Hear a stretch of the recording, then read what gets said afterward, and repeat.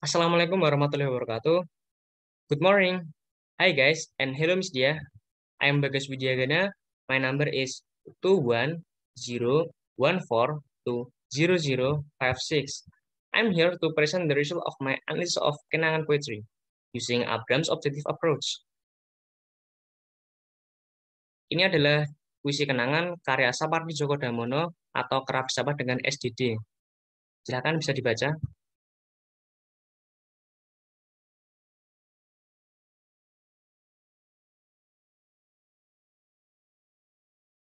Pendekatan objektif.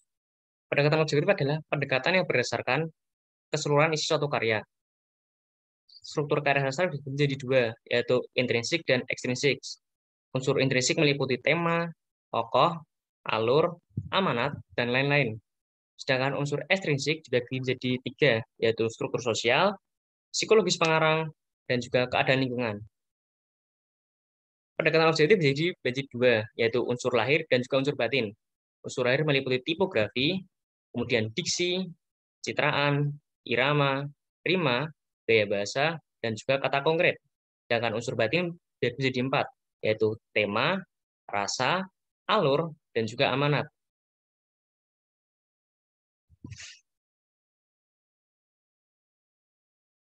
Tipografi adalah perwakilan dari bentuk fisik puisi. Tipografi yang digunakan dalam puisi Kenangan adalah menggunakan huruf besar pada awal kalimat tanpa tanda baca.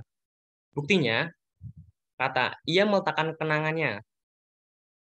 Buktinya, awal kalimat dari ia meletakkan kenangannya, huruf I menggunakan huruf besar tanpa tanda baca pada kalimat tersebut. Kemudian diksi. Diksi adalah pemilihan kata dalam suatu karya sastra. Contoh diksi yang digunakan dalam puisi Kenangan adalah kata hapus, yang mengartikan menghilang atau terlupakan, atau juga terasingkan.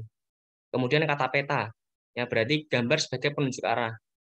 Kemudian laci, sebagai tempat untuk menyimpan suatu barang. Kemudian kata mendidih, yang berarti sudah matang. Kemudian kata petik, yang berarti tanda untuk mengapik sebuah kata atau sebuah kalimat. Kemudian citraan. Citraan adalah kesan yang didapatkan, yang ditangkap dari baris dalam suatu karya sastra melalui indera, seperti indera pendengar, perasa, penglihatan, dan lain-lain. Dalam puisi Kenangan, indera yang digunakan ada dua, yaitu indera perasa dan indera pendengar. Indera perasa dapat dilihat pada bagian kalimat, ia meletakkan kenangannya dengan sangat hati-hati.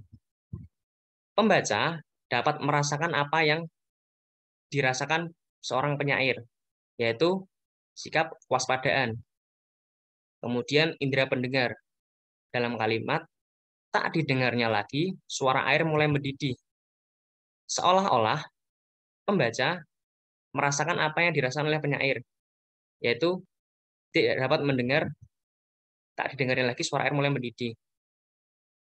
Kemudian irama. Irama adalah laku kalimat yang digunakan penyair dalam mengekspresikan karyanya dengan memperhatikan tinggi rendahnya bunyi.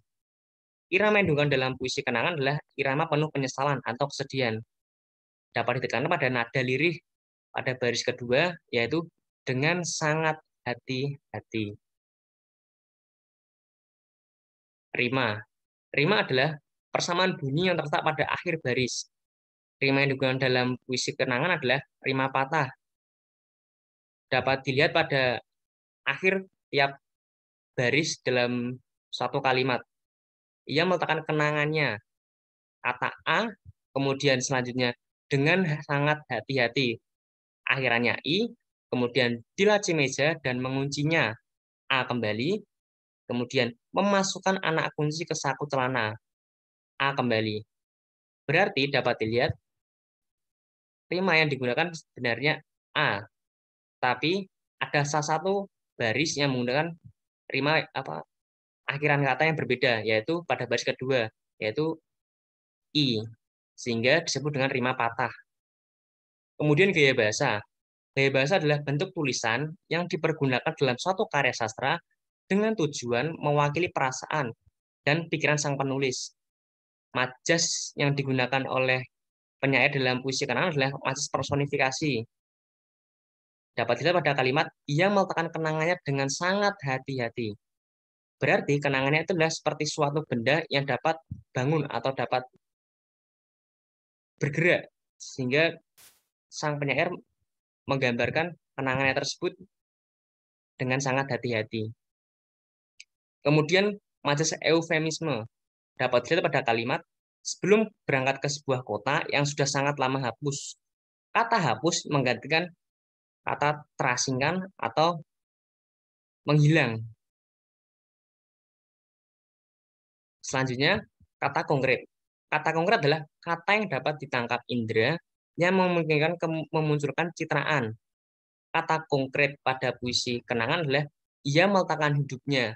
Artinya, tokoh ia telah berserah diri atau pasrah terhadap kehidupan yang dianggap penuh kenangan tersebut. Selanjutnya, masuk ke unsur batin. Yang pertama, tema. Tema adalah gagasan pokok tentang suatu hal, salah satunya mengenai membuat suatu tulisan. Tema pada puisi kenangan adalah berserah diri atau menyerah. Buktinya, pada kalimat ia meletakkan kenangannya dengan sangat hati-hati di laci meja dan menguncinya, memasukkan anak kunci ke saku celana. Artinya, sang penulis menggambarkan bahwasanya tokoh ia memiliki masa lalu yang tidak menyenangkan, yang membuat dia ingin melupakan hal tersebut. Hingga suatu saat ia merasa perlu menyimpan dalam masa lalunya tersebut. Kemudian selanjutnya, rasa. Rasa adalah sikap penyair terhadap pokok permasalahan yang terdapat dalam puisi. Rasa pada puisi kanan adalah rasa sedih dan juga bimbang. Selanjutnya, alur.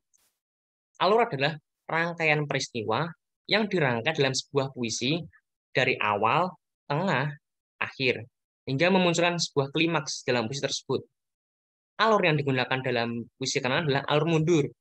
Buktinya, tokoh ia kembali mengingat masa lalunya tersebut yang membuatnya ingin melupakan hal tersebut dengan pergi meninggalkan kotanya, mengasingkan diri di kota yang tidak terkenal dan memulai kehidupan baru. Selanjutnya, amanat. Amanat adalah maksud atau himbauan atau pesan yang disampaikan penulis kepada pembaca melalui puisinya. Amanat puisi kenangan adalah jangan pernah terjebak oleh masa lalu atau sebuah kenangan, karena hanya akan memperlambat diri kita sendiri untuk berkembang atau maju. Selanjutnya, amanat yang kedua adalah mencoba suatu hal yang baru adalah tahap mencapai suatu kesuksesan atau keberhasilan. Tanpa mencoba, kita tidak akan pernah tahu hal baru. Jika gagal, kita akan mencoba lagi dengan cara lain. Thank you for your attention. Wabillahi taufiq hidayah. Wassalamualaikum warahmatullahi wabarakatuh.